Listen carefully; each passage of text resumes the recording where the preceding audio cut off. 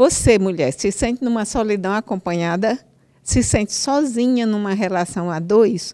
Pois conheça a peça Alma Rotada, da dramaturga Melina Marchetti. Esse espetáculo acho que também é um termômetro, a roda de conversa, de como que está caminhando esse discurso do protagonismo de vida da mulher, do empoderamento, como que está chegando nas diferentes pessoas, em diferentes lugares, que é fora da bolha, né?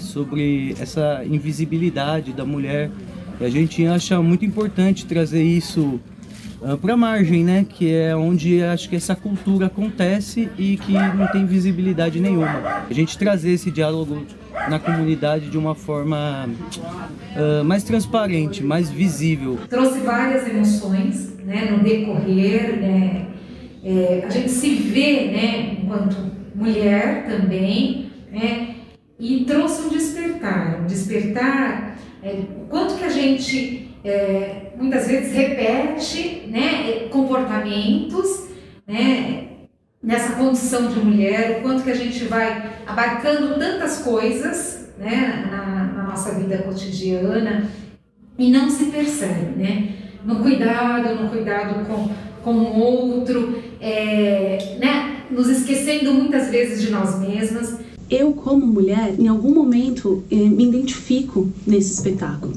Seja alguma referência que eu faça a mim mesma, a minha mãe, as minhas tias, as minhas avós. A gente conecta em algum lugar da nossa ancestralidade.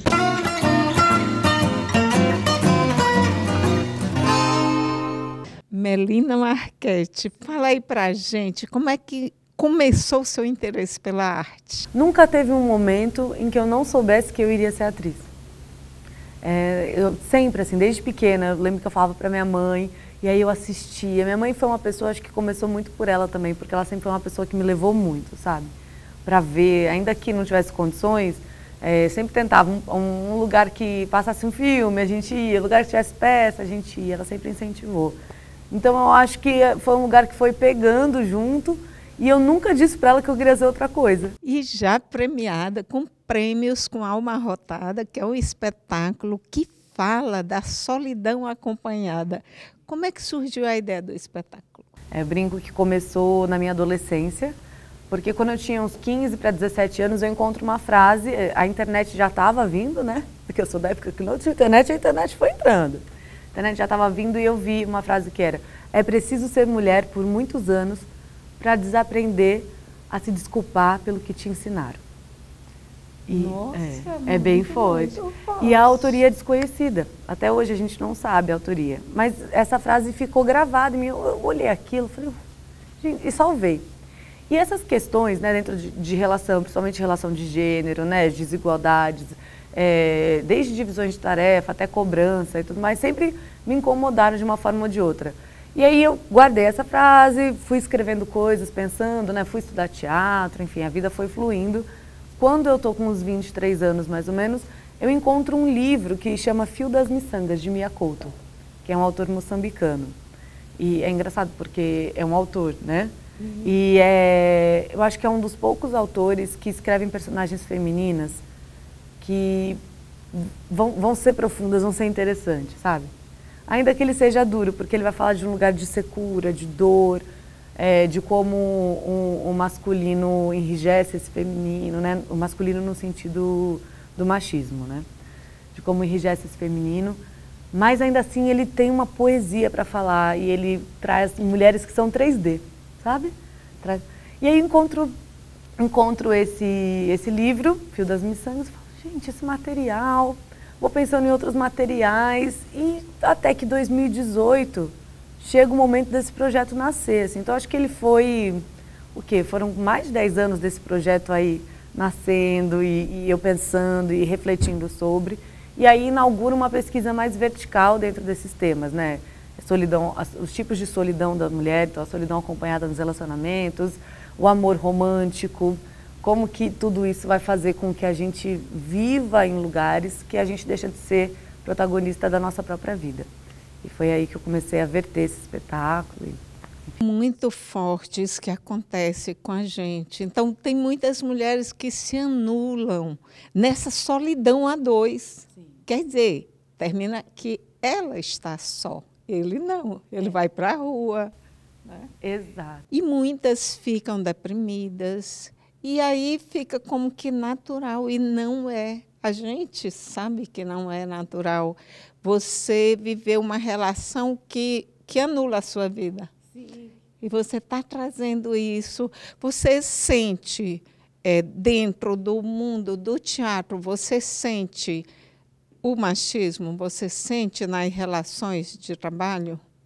Sim, com certeza. Eu acho que cada vez mais agora a gente está tendo um diálogo maior sobre isso e os homens estão começando a se investigar.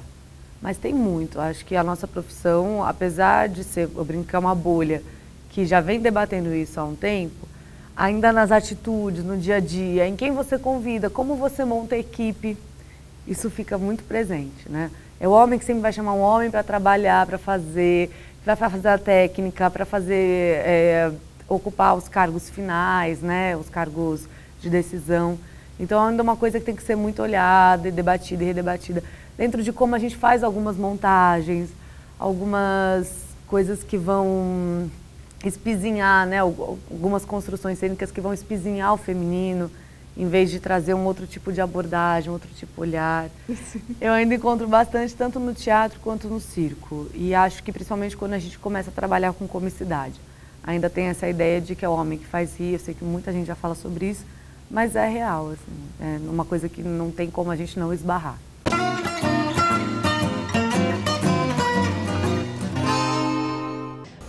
Pentei o cabelo, aí eu vou pro hospital, vou chegar lá, vou subir 12 andares de escada, porque eu nunca pego o elevador, eu não gosto. Porque o elevador tem o espelho. Tem o espelho, eu não gosto de me olhar no espelho. Porque eu acho que se eu ficar olhando, eu não vou reconhecer quem tá me olhando de volta, sabe? Porque eu tô sozinha no elevador do hospital e que eu acabo de cumprimentar a mim mesma no reflexo do espelho. Eu me vejo depois de muitos anos e eu percebo que eu nem mesmo envelheci. Porque envelhecer, a gente tem o nosso corpo tomado pelo tempo. Eu nunca amei o meu o suficiente para isso. Feito pedra que nem espera nem é esperada, eu fiquei sem idade.